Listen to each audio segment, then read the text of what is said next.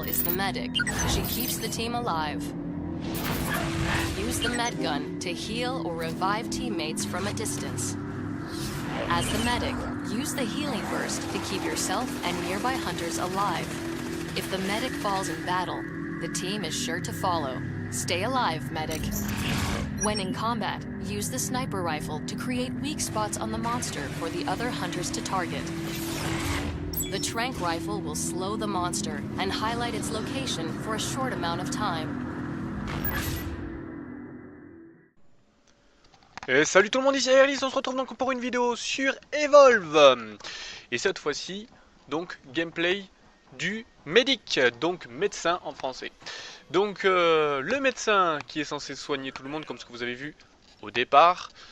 Donc vous avez vu à peu près ses armes, donc il a un sniper qui permet en fait de faire des faiblesses, on va dire, sur le monstre. Ce qui permet de faire des faiblesses. Ensuite nous avons un pistolet qui redonne de la vie aux autres joueurs. Et nous avons une autre arme qui permet de, on va dire, de ralentir la bête, de l'euthanasier, enfin pas de l'euthanasier parce que sinon il serait mort, on va dire de le ralentir voilà, en gros on lui donne du tranquillisant, voilà, si vous préférez, ça au moins je parle franco, hein, je dis tranquillisant c'est tout, voilà, je cherche pas plus loin, d'accord. Bon, bref, je continue. Donc nous avons aussi un heal de groupe, donc mais cette fois-ci il faut être on va dire assez proche. Car ce heal marche autant pour nous, donc ça peut nous servir à retrouver de la vie pour nous, parce que nous on peut pas se redonner de la vie grâce au pistolet, on peut se redonner de la vie que grâce à ce moyen là. Donc ensuite je vous ai à peu près tout dit sur ce personnage. Maintenant je vous laisse regarder les extraits de vidéo pour voir un peu comment ça se joue, enfin comment moi je le joue personnellement. Voilà, c'est pas, tout le monde ne le joue pas comme ça, parce qu'il y a des personnes qui comment ça s'appelle, qui joue heal mais qui ne heal rien du tout et qui préfère DPS et shooter avec le snipe, et ça je ne comprends pas. Je n'ai pas mis la vidéo comme quoi nous avons perdu à cause d'un mec qui nous a pas du tout healé, qui a préféré être dans son coin et un truc, ça servait à rien.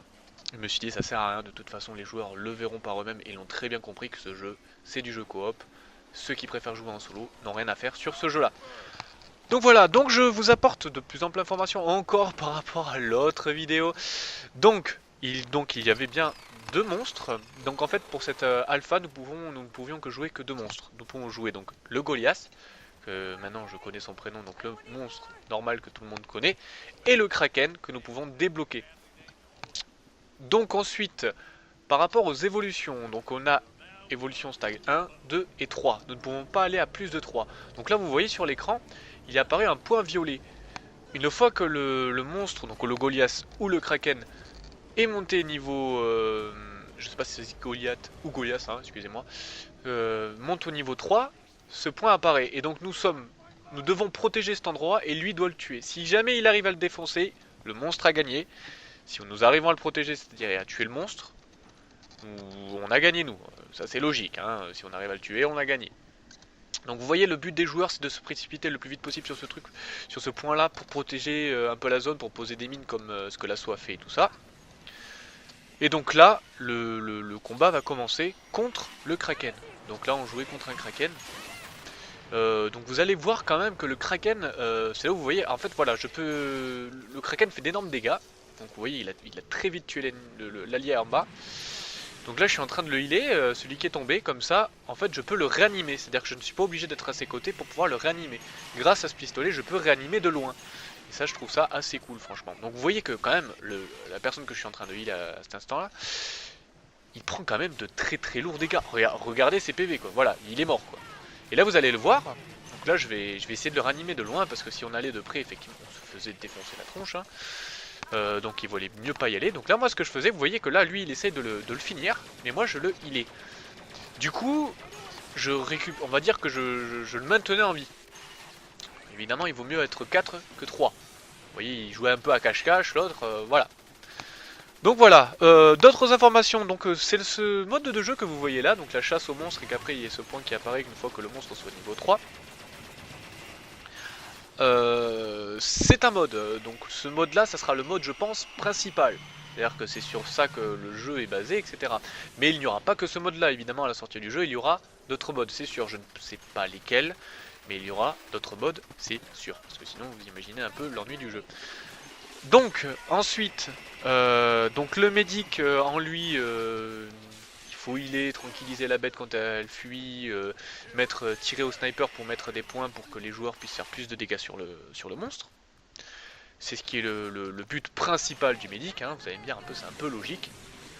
Je reviens sur les formes d'évolution donc du monstre. Excusez-moi, j'ai papillonné un petit peu. Donc il y a le stack de 1, donc ça je vous avais déjà expliqué, il faut manger pour monter, pour évoluer, etc. Pour améliorer ses pouvoirs et pouvoir faire plus de dégâts aux joueurs, etc. Donc il y a la forme 1, la forme 2, la forme 3. Ces formes-là, il faut dire qu'elles sont différentes. Chacune, le monstre évolue vraiment, c'est-à-dire en tant qu'apparence, qu'en grandeur, etc. Donc le monstre devient plus imposant, plus dur à tuer, sa vie augmente, il est plus costaud. Et sur ce point-là, je trouve ça bien. À part qu'au bout d'un moment, quand il est niveau 3, le monstre est quand même assez dur à tuer. Genre là, vous voyez, ce point est apparu, donc ça veut dire que le monstre qu'on va affronter est niveau 3. Et vous allez voir que quand même, il nous fait tellement de dégâts que moi, au bout d'un moment, vous allez bien voir, il me quasi tout trickshot. Ce Kraken fait énormément de dégâts. Vous voyez, il arrive, il en a rien à foutre. Et sincèrement, ça va faire, ça fait très mal. C'est un truc de fou. Au niveau 3, le monstre, il ne rigole plus. Donc il faudrait mieux essayer de le chasser avant qu'il arrive niveau 3. Je pense que c'est la meilleure solution à faire. Une fois niveau 3, il commence à faire vraiment des dégâts. Vous allez voir que là, je vais me mettre à healer comme un gros taré parce que regardez bien la vie. Pouf, voilà, il est quasi mort en une seule attaque. Ce qui fait très mal. Donc moi, je vous ai à peu près dit ce que j'ai réussi à, on va dire, à voir du jeu en plus, on va dire à apprendre du jeu en plus. Dans pas longtemps, vous allez avoir, dans pas longtemps, je pense que dans quelques heures, etc., ou dans une journée, vous allez recevoir la vidéo du trappeur, qui lui pose la bubule, mais ça, enfin le dôme, on va dire, ça, je l'expliquerai dans la vidéo future, pas précédente, parce qu'elle n'est pas déjà sortie, hein. Donc voilà, bah écoutez, moi c'était Airlys, et je vous laisse, et je vous dis bonne soirée ou bonne journée, ciao tout le monde.